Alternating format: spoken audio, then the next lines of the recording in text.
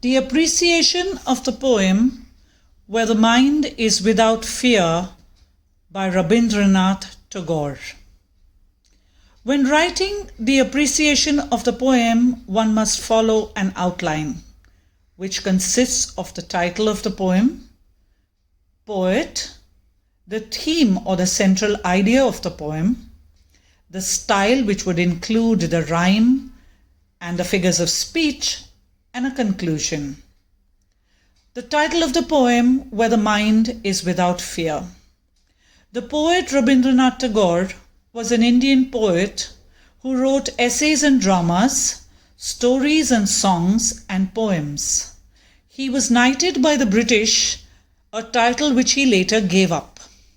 He won the Nobel Prize for Literature in 1913. This poem is found in his book of poems called the Gitanjali.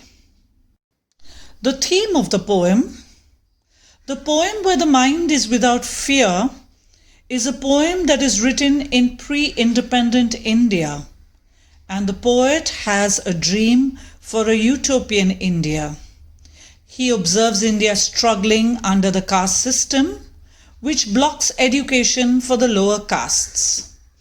He wants the Indians to stand up with dignity and bring back the prosperity of this great nation.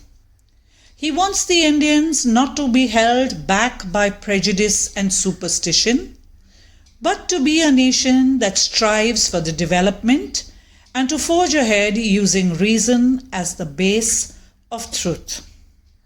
The style of the poem. The poem is written in free verse. It consists of a single principal clause and several subordinate clauses. The figures of speech present in the poem are personification, metaphor, and alliteration. My favorite line in the poem is, "Into that heaven of freedom, my father, let my country awake." In conclusion, the poem tells of the poet's patriotic vision of the people living under the oppression of the British policy of divide and rule, and his dream of having an India that not only has a political freedom, but a total freedom from everything that curtails India's progress and prosperity.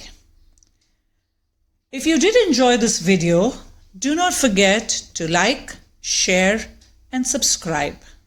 Thank you.